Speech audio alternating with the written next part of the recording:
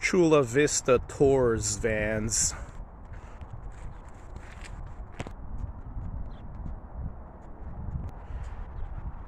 Needs lift kits.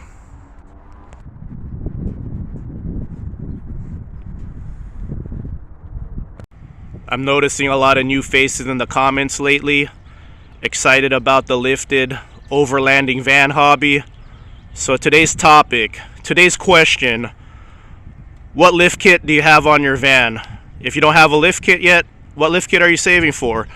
Are you going to lift your two-wheel drive? Are you going to go all out, get a four-wheel drive conversion?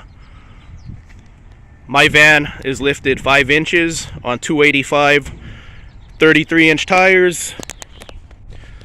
It's on a bent beam style lift kit. I've had this lift kit since 2021. Changed my oil the other day, and every time I change my oil, I take a rag, wipe off the suspension parts, wipe off the radius arms. My kit is a Weldtech. It's all cleaned up. I eventually want to get to the frame, like as your typical Surface Rust 1999 van. So eventually I want to make the frame look nicer. I did spray the inner fender when I put in the fender trim, fender flares, because these were stainless steel. So to blend the black, I stainless steel painted it with a black plasti dip. So to blend it, I just went ahead and sprayed. But yeah, wiped up the suspension parts. I always wipe up the suspension parts when I change my oil. So there you go. I've had this kit installed. I think I said it already, but I've had this kit installed since 2021. Took a lot of overtime hours to afford this. Team overtime. Let me know in the comments if you're team overtime trying to afford a lift kit. That was me for a whole year.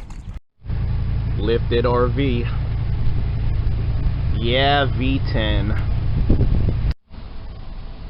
I got this van on February 24th, 2020.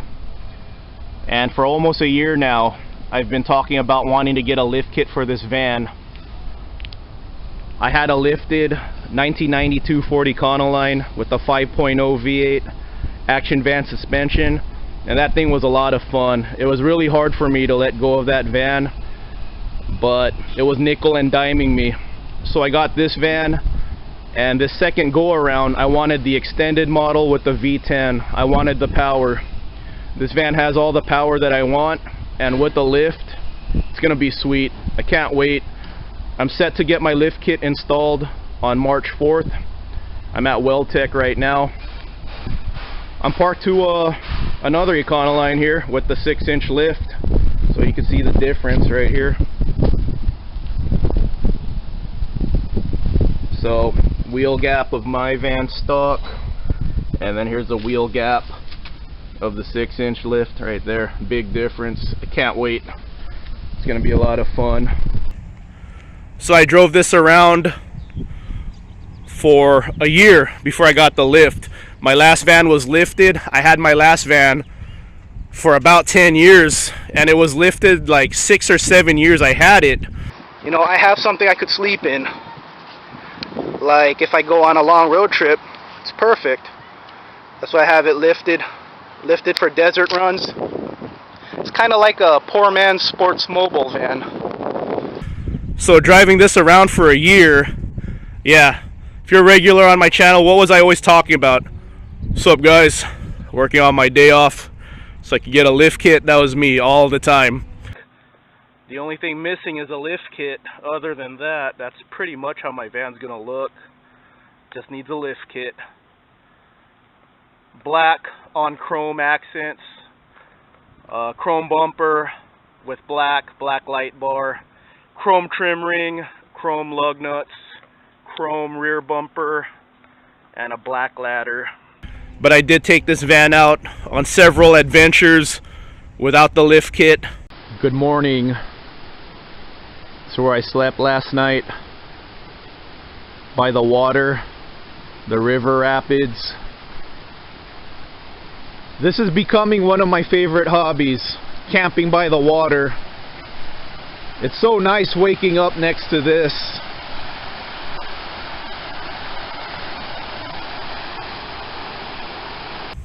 But yeah, budget build. I have $12,000 or $13,000 into my van with the lift, with everything, minus the maintenance. $3,000 to go for the rear locker re-gear. I definitely want to do that. I'm sure it's fine open diff, but with the bigger tires, yeah, it definitely feels like it's down like 30 horsepower. So yeah, the re-gear is just to hopefully regain a little fuel economy. Like regain 1 mile per gallon. I lost about 3 or 4 miles per gallon going bigger tires, and that adds up. So hopefully with the re-gear, I'll get 1 mile per gallon back. No aluminous stuff on this. That's my compromised storage box. And that's a Serco universal ladder. And I used Jeep Wrangler hood mounts to mount my high lift jack. And if you're a regular on my channel, I asked this the other day. I want to tow my Geo Tracker behind this, and I asked you guys how many extensions could you run? This does not look safe. And I did research on it. You only want to run 1 extension. I found a cool article where someone was running like 4 extensions. I'll go ahead and share it with you guys.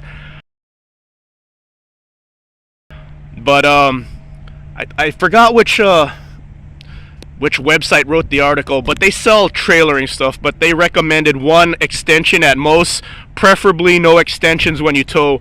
It's all about the pivot point on the tow bar. So the closer the pivot point is to the body, the safer you are, and I'm all about the safety. So maybe I'll use this hitch riser to raise up my storage box so I could still pivot and utilize my storage box.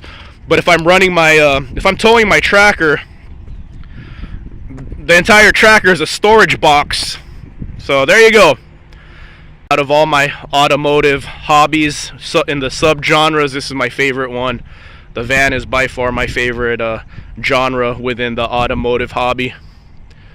But yeah, blue collar guy, man. I had to save up a year to afford this lift kit. And I've chatted with a couple of you guys, and I know a couple of you guys are also team overtime. But let me tell you, once you get this lift kit in, it's gonna change your life. I promise you that. Just lifted vans are just cool. It's the best of both worlds. They got that imposing presence of a full-size pickup that's lifted. Here's a clip of my van next to a lifted E3 or F350 pickup that still had, and my van still had stock tires in this clip, and it has the same imposing stance. My lifted E350 next to a lifted F350. And check this out. I still have tiny tires. Bigger tires soon. I see about 20 sick add-ons, Jeep Wranglers and Tacomas a day, and I'm sure you do too, with rooftop tents. If you have a van with a rooftop tent and you decide to sleep outside on your tent, you choose to sleep outside. Because when you have a van, no setup needed, no rooftop tent needed.